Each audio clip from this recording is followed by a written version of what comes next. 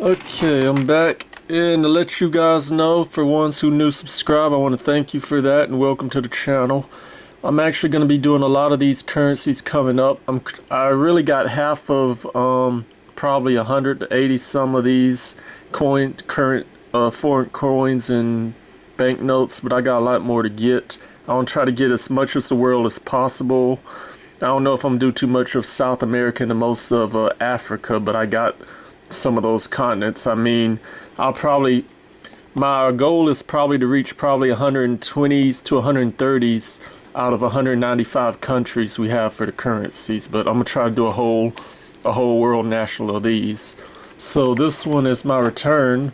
I got 1993 supposedly Slovakia 20 Korun.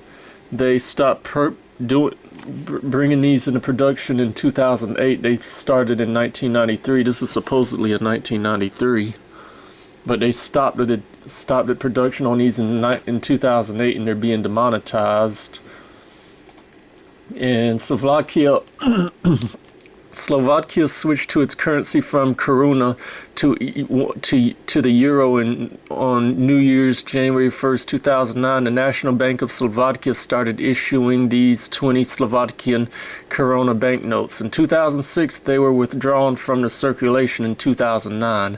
This Deviset Slovakian Korun banknote has the image of Prince Prebrigina on the front here. So this one I got here is a PGM. It's been graded, and it's okay. Let's see. The reverse here is a Nietzsche castle. On the back is a castle. You get to see a lot of these interesting things on these currencies. You get to see their families, their husbands and wives, probably serial killers, dragons, animals, and instruments in the military. They put these on their dollar bills. They're pretty unique to our money, which our money only put down as presidents. And it's a Nietzsche castle. Main design is overprinted part of the coral necklace dating from the 19th century with crescent shape. It was found as an agriculturist. And we know it's 1993. Let's see, we can find 1993 on the bill. Yeah, this is a 1993.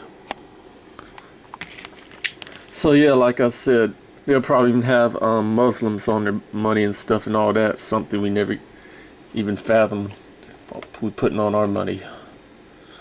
And the Bible verses I'll be reading from Exodus. So Exodus 22:18. This prohibition represents one of the several that outlawed all forms of occult activity. Leviticus 19:26-30 run, Deuteronomy 19:9 through 14. The three violations in Exodus 22:18 through 20 could be more of a temptation when the Israelites interact with the Canaanites. In 22:20, the kind of sacrifices mentioned involve fellowship between the deity and the worshipper of the Israelites must be loyal to and have fellowship with the Lord alone. These are like mentioned in other laws. And here's laws regarding usury, probably like loan sharking and money borrowing.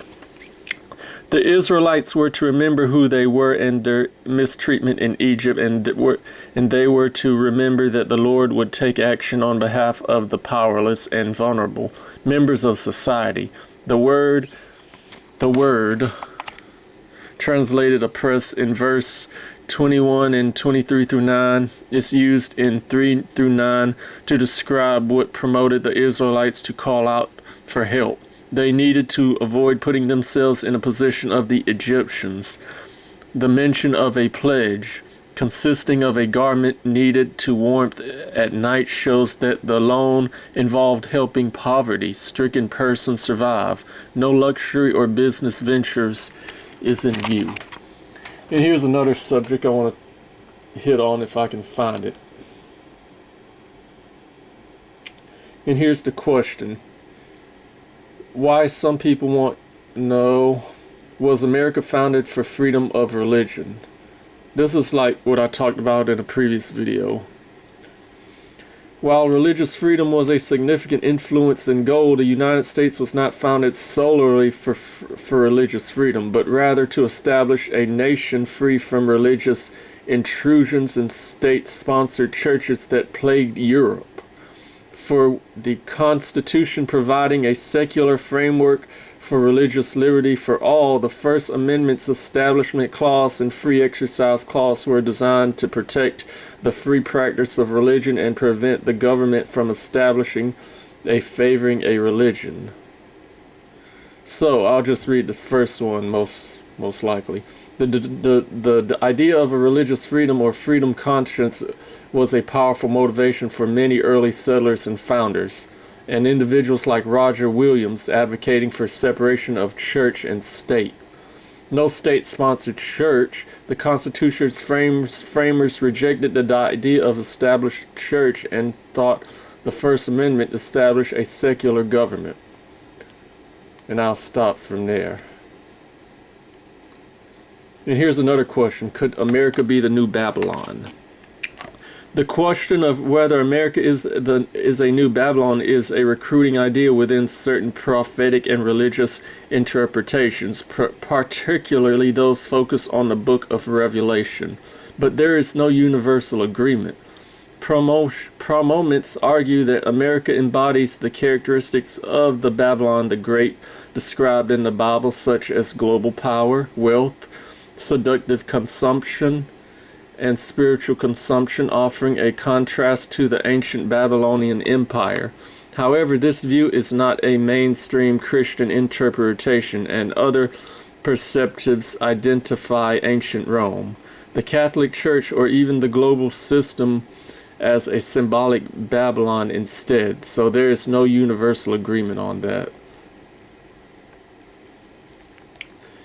So global in power influence. Some interpret the prophecy of might world dominating nations as describe America, which has excessive military power and economic influence.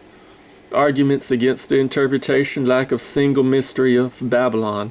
Many Christians commentators believe there is no single entity that perfectly fits all the prophecies of Mystery Babylon, suggests that the interpretation is overly simplistic, flawed. Okay, and that's all I got. No taser for today.